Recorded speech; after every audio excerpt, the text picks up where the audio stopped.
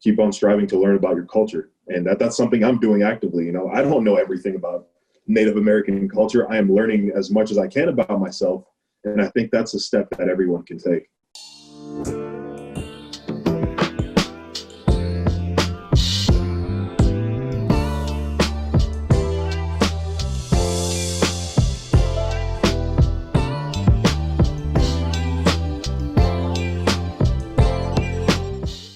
Ellie's in the building.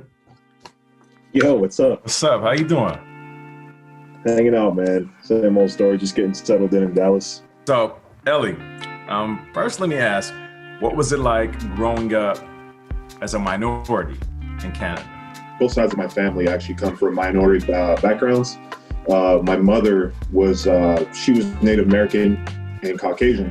And then obviously my dad immigrated in from West Africa, Togo. And, you know, he had to kind of make his way, kind of figure life out as he arrived to Canada. So I guess growing up, one lesson that my dad kind of always taught me, and it's just something that stuck with me, the reality of the world we live in right now, you as a colored person are going to have to work extremely hard for what you want. You're going to have to work twice as hard as the next man. You're going to have to, you know, do everything extra, take these extra steps. And it's a way that I've always kind of approached things, you know, whether it's in football or school, it's kind of molded me as a person, you know, having to do that extra little bit. Just doing a little bit more. I hear you on that.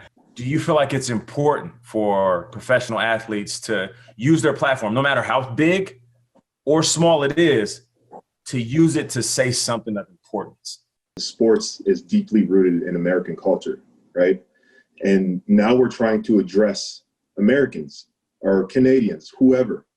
And I guess the one way you can do that, no matter how big or how small of a widely known athlete you are, even if you affect one mind, that can have such an effect in the future for so many other people. That one person can be inspired to do something. Athletes or whoever is in the public eye should definitely use their platform to address whatever issues they find important.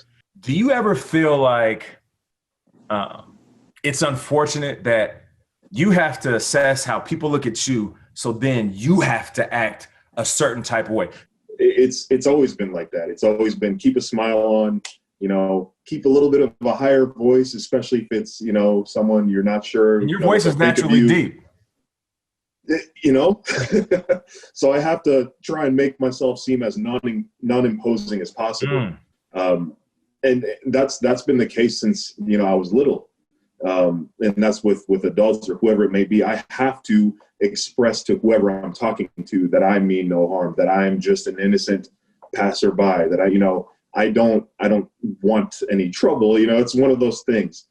It's just a part of my life that just always has been, if that makes sense. Yeah. It's almost like the unwritten rules. Actually, you know, my brother, who's a member of law enforcement, kind of gave me tools to kind of express myself in a more or less imposing way. Right. You know, when you get pulled over, hands on the steering wheel, you know, yes, sir, no, sir.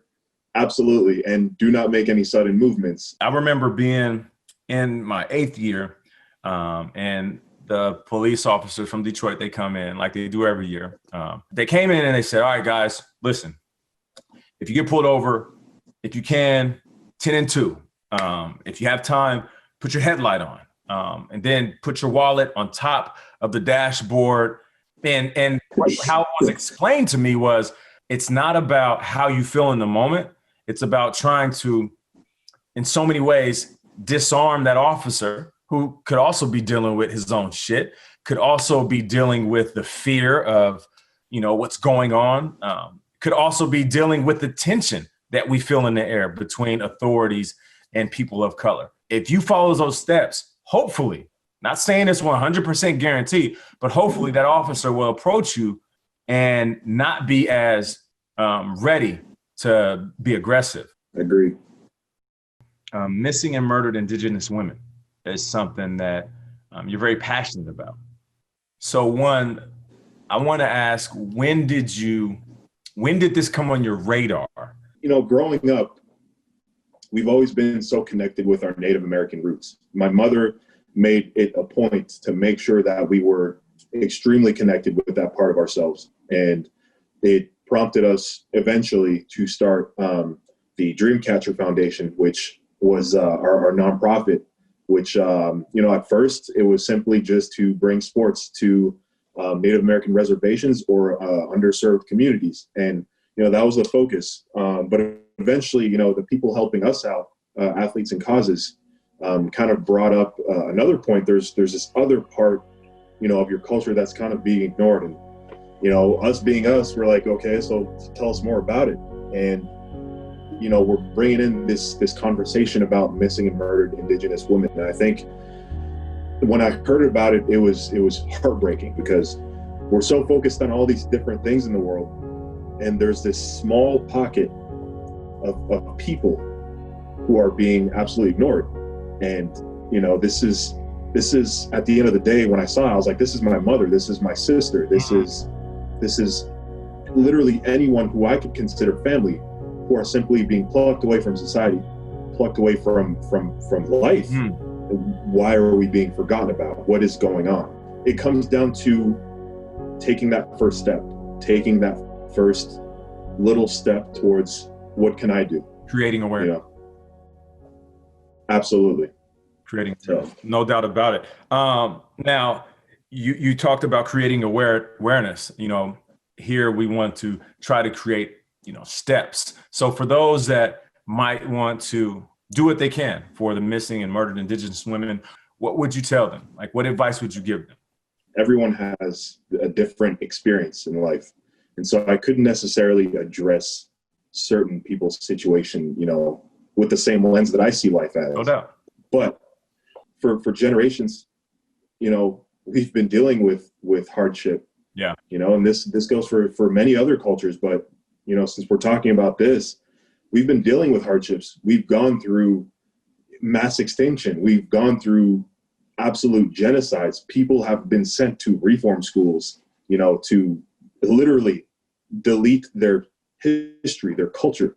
We're talking about the late 1800s, when the reform schools were made, and little Native American boys and girls were being sent to school to literally be taught to forget about their culture. And it was beat into them. It was horrible. Now, compared to today, I would tell the little boys and girls who still want to feel connected with themselves and their history, to not let go of that part of themselves. Keep on pushing, keep on striving to learn about yourself, keep on striving to learn about your culture. And that's something I'm doing actively. I don't know everything about Native American culture. I am learning as much as I can about myself. And I think that's a step that everyone can take. No doubt about it, man. Just listening to you talk, you have a bright future. Eli, I appreciate you joining me. This was informative. And listen, man, this is a family. At Uninterrupted, we say that we're more than athletes, but once we connect, we're family forever. So I appreciate it, brother. Thank you very much for that. Yeah, no problem, man. Have a good one. All right. All right, you too.